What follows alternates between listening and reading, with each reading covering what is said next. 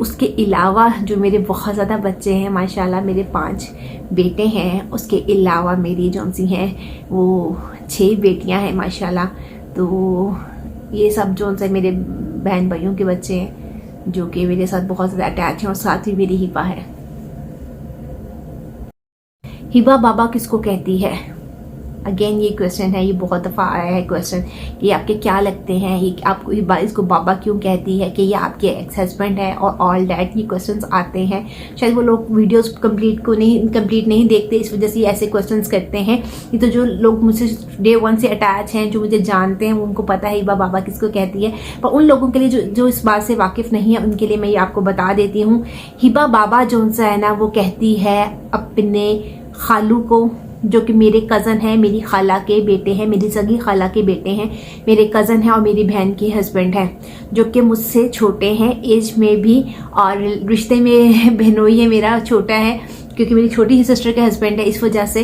तो हिबा बाबा उनको कहती है क्योंकि उसको बच्चों से बहुत ज़्यादा प्यार है और अभी तक उसकी औलाद नहीं है, तो उसको बच्चों से बहुत ज़्यादा लगाव। और हिबा के साथ तो कुछ ज़्यादा ही ना, कि वो पैदा हुई, बच्ची पैदा हुई और इतना मतलब एक होता है ना कि आप बच्चा पैदा होता है, उसके पेरेंट्स खुश होते हैं। वो बच्ची ऐसी कि जब दुनिया में आई है ना, तो हम लोग बहुत परेशान थे कि इस बच्ची का फ्यूचर क्या होगा, मेरा फ्यूचर क्या होगा। तो इस सब को देखते हुए ना शाज़ेब ने मुझसे बहुत दफ़ा मांगा है हिबा को कि मुझे दे दो बेटी, मुझे दे दो। और उसको ना सबसे ज़्यादा दुख यही है कि वो कैसा बदकिस्मत इंसान है जिसने अपनी बेटी की शक्ल तक देखी नहीं है, और एक दफ़ा भी उसने पूछा नहीं अपनी बेटी को मुड़ के कि मेरी औलाद है। तो ऐसे लोग भी होते हैं जो औलाद को वैल्यू नहीं देते। लोग कहते हैं कि जो औलाद के साथ रिश्ते मजबूत होते हैं, पर ऐसी बात नहीं होती। रिश्ते जिन्होंने मजबूत करने हो ना, बिना औलाद के भी कर लेते हैं, जैसे कि मेरी सिस्टर, उनके हस्बैंड है।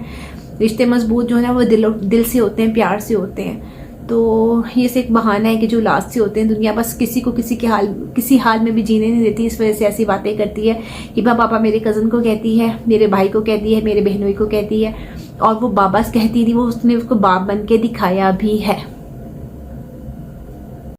और लोगों ने सवाल है मैंने कितनी शादियां की हैं। मेरी अल्हम्दुलिल्लाह एक ही शादी है जो कि बुरी तरह से नाकाम हुई है। उसके बाद मेरे अंदर इतनी हिम्मत नहीं है कि मैं अपने साथ वो सब कुछ बार बार रिपीट करूं, इसलिए मैंने डिसाइड किया है कि मुझे इन फ्यूचर कभी भी शादी नहीं करनी। तो मेरी एक ही शादी है। और आप लोगों का सवाल होता है कि हिबा का बाप कौन है। मैं उस बंदे का नाम नहीं लेना चाहती, मैं उस बंदे का जिक्र नहीं करना चाहती। मैं शायद दुनिया में जिससे सबसे ज़्यादा मैंने प्यार किया, उस बंदे से मैं सबसे ज़्यादा नफरत भी करती हूँ अब, और मैं उसका नाम लेना भी गवारा नहीं करूँगी। तो वो बदकिस्मत इंसान है हिबा का बाप, जो कि अपने आप में बहुत बड़ा जो है ना कलाकार बन के बैठा हुआ है। वो बहुत बड़ा कलाकार है, बट जो एक अच्छा इंसान नहीं है, अच्छा बाप नहीं बन सका, वो इंसान कुछ भी नहीं बन सकता। तो हिबा का बाप कौन है? हिबा का बाप वो बदकिस्मत है जिसने अल्लाह की इतनी प्यारी रहमत को ठुकरा दिया। वो हिबा का बाप है, सो कॉल्ड बाप, पर मैं उसको बाप नहीं मानती, क्योंकि बाप जस्ट आपके खून से आपके मतलब औलाद पैदा कर देना बाप बन नहीं होता। बाप का दर्जा बहुत अजीम होता है, बहुत जिम्मेदारियाँ, बहुत आजमाइशें, सबसे गुजरने के बाद एक बाप बनता है। और एक माँ भी ऐसे नहीं बनती, माँ की भी बहुत बड़ी रिस्पॉन्सिबिलिटीज़ होती हैं, तो इंसान माँ बनता है। मैं सब कुछ फेस करती हूँ ना, कि अपनी नींद है ना, अपनी मर्जी से इंसान सो सकता है, ना उठ सकता है, ना खा सकता है, ना पी सकता है। कुछ भी कर रहा हो ना, तो सबसे पहले आपकी प्योरिटी आपकी औलाद होती है। अपना आप माँ की औलाद के लिए सर्व करो, तो आप पेरेंट्स के दर्जे पे फायज होते हो। माँ बाप के पाँव के नीचे ऐसे में जन्नत नहीं कि माँ के पाँव के नीचे जन्नत और बाप जन्नत का दरवाज़ा है। ये इतना बड़ा मुकाम अल्लाह ताला ने इसलिए दिया कि ये बहुत बड़ा रुतबा होता है। सिर्फ नाम साथ लग जाने से बाप नहीं बनते। बाप का किरदार है, जिसने वो किरदार निभाया वो बाप है, इसके अलावा बाप नहीं है। तो मुझे ये कहते हुए बिल्कुल भी नहीं है हेजिटेशन कि मेरा भाई, मेरा बहनोई शाज़ेब वो हिबा का बाप है। क्यों? क्योंकि उसने वो सब कुछ किया है जो एक बाप अपनी औलाद के लिए करता है, शायद उससे बहुत ज़्यादा उसने किया है।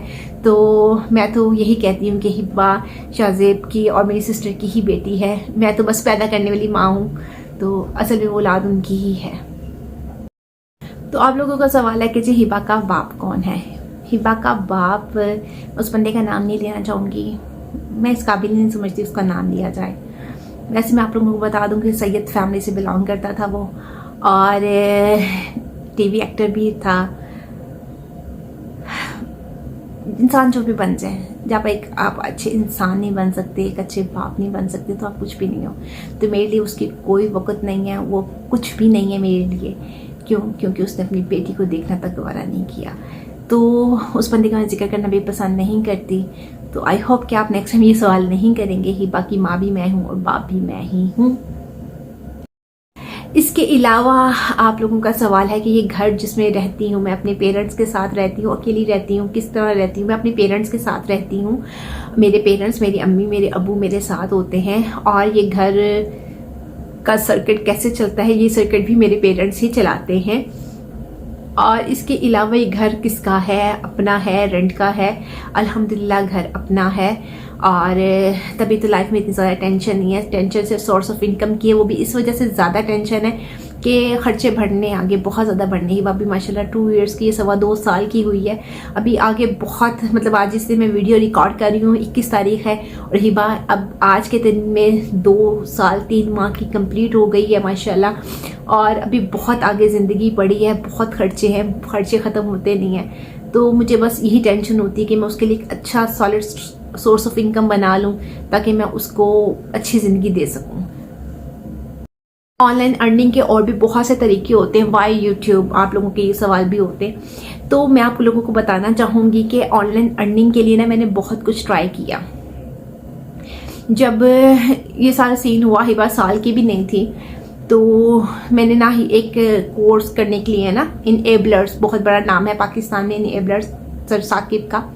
तो मैंने वहाँ पे बहुत ज़्यादा, जैसे कि मोटिवेशनल वीडियोस आती हैं, ऐसे मैंने मोटिवेशनल वीडियो देखी और मैंने वहाँ पे इनेबलर्स में इंफॉर्मेशन ली कॉल करके। तो उन्होंने कहा जी हाँ जी, आप एक ये ऐसे कि स्टडी करने के बाद कंफर्म नहीं होता जॉब मिलेगी या नहीं मिलेगी। चीज़ बिल्कुल ऐसी है कि अगर आप कोर्स करते कंफर्म नहीं है, बट मिलता है, आपको एक अच्छा सोर्स ऑफ इनकम मिल जाता है, आप घर बैठ के अर्न कर सकते हैं। 38,400 रुपये मैंने बैंक में जमा करवाई उसकी फीस। उस चालान को मैंने ऑनलाइन सबमिट करवाया और उसके बाद जो सा है ना, मुझे वहाँ पे ज्वाइनिंग मिली। मैंने ज्वाइनिंग दी, कोर्स किया। कोर्स के दूसरी या तीसरी क्लास थी, मुझे आइडिया हो गया कि ये मेरे टाइप का नहीं है। उसकी रीज़न ये थी कि उसमें आपको टूल्स परचेज करने जो कि मंथली 4-4.5 हज़ार रुपये की है। वो मेरी टोटल पॉकेट मनी 5,000 रुपया। एक माँ अपनी बेटी के साथ 5,000 रुपया पॉकेट मनी के साथ बच्ची के खर्चे उठाएगी, या फिर वो 4-4.5 हज़ार रुपये के टूल्स परचेज करेगी। उसके अलावा जहाँ पे कोर्स करने आपने जाना है, वहाँ पे भी आपको रेंट पे करके ही जाना है, उड़ के तो आपने पहुँच नहीं जाना, वो भी मतलब एक्सपेंस है। तो मेरी पूरी कोशिश होती है मैं अपने पेरेंट्स को तंग ना करूं, क्योंकि मैंने अपने पेरेंट्स को बहुत तंग किया लाइफ में।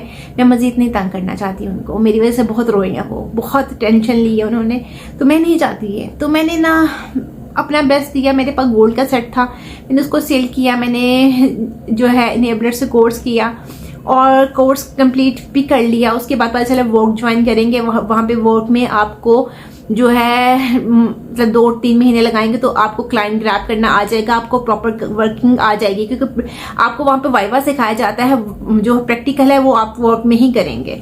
तो फिर मुझे समझ लगे 6-7 हज़ार रुपये मैं वर्क में दूंगी, तो उसके बाद जो सा है फिर जाके ये सारा काम होगा। तो इस वजह से ना मैंने ये ना डिसाइड किया कि मेरे बस की बात नहीं, क्योंकि 6-7 हज़ार रुपया, 7 हज़ार रुपये मंथली उधर पे करो, फिर 30 दिन जो जाना है आपने उसका रेंट पे करो। मैं इतना एक्सपेंसिव सब कुछ नहीं पे अफोर्ड कर सकती थी।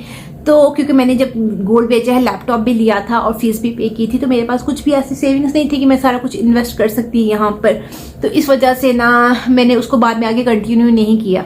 तो पहले भी मुझे मेरी सिस्टर ने मशवरा दिया था यूट्यूब का, तो मुझे समझ नहीं आ रहा था कि एक जी आप आ जाओ, कैमरे के सामने आ जाओ और अपनी लाइफ को पब्लिक कर दो, या ना भी करो, आपकी अपनी मर्जी है, कैमरा पे आओ या ना आओ, ठीक है। तो वो मैं YouTube पे आना नहीं चाहती थी। बेसिकली मुझे YouTube की नो हाउ थी ही नहीं।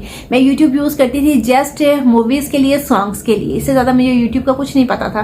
बट मेरी सिस्टर व्लॉगिंग देखती थी, उसको बहुत ज़्यादा इसकी नॉलेज थी, तो उसने मुझे इधर रेकमेंड किया कि मैं YouTube पर आ जाऊँ, मैं कर सकती हूँ। पहले जब मैंने ये वो इनेबलर्स ज्वाइन किया था तब भी उसने मुझे ये सजेस्ट किया था, मैंने इनकार कर दिया। मैंने इनेबलर्स ज्वाइन किया, मैंने कहा नीचे मुझे कोई और सोर्स ऑफ इनकम चाहिए जो मैं किसी को ना देखूं, कोई मुझे ना देखे, मैं सुकून से कमा लूं, पर ऐसा नहीं हो पाया। तो इस वजह से मैं जब मतलब एक तो सॉलिड जो एक लोग करते हैं काम, मतलब प्रॉपरली जो है वर्चुअल असिस्टेंट के थ्रू लोग अर्निंग करते हैं, तो जब उसमें मैं कामयाब नहीं हो सकी तो फिर मुझे YouTube ही नजर आया। मैंने कहा वाई नॉट YouTube पे भी ट्राई कर लिया जाए। तो YouTube पे माशाल्लाह मुझे बहुत अच्छा रिस्पॉन्स आया। विदिन 2 मंथ्स मेरा चैनल मोनेटाइज हुआ। आप लोगों की इतनी मोहब्बत, इतने प्यार से मेरा चैनल ग्रो हुआ। इसी तरह आपकी लोगों की सपोर्ट, आपके प्यार की जरूरत है, तो सपोर्ट करते रहे और इसी तरह, ताकि मैं अपनी बेटी को एक अच्छी जिंदगी, एक अच्छा मुस्तकबिल दे सकूं। तो आप लोगों की दुआओं की मुंतज़िर आपकी बहन। इसी के साथ मैं व्लॉग एंड करती हूँ। आपके और भी बहुत से क्वेश्चंस, अगर आप और भी कोई क्वेश्चन पूछना चाहते हैं तो मुझे कमेंट सेक्शन में जरूर पूछिएगा। इंशाल्लाह नेक्स्ट क्वेश्चन आंसर के सेशन में, Q&A में मैं आपको उसके भी आंसर करूंगी। आई होप कि आपको आज की वीडियो अच्छी लगी होगी। अच्छी लगी तो लाइक कर दीजिएगा, कोई सजेशन और कमेंट सेक्शन में जरूर बताएगा। चैनल पे नहीं होता सब्सक्राइब कर दीजिएगा। इंशाल्लाह नेक्स्ट वीडियो के साथ फिर से मिलेंगे, तब तक अल्लाह हाफिज।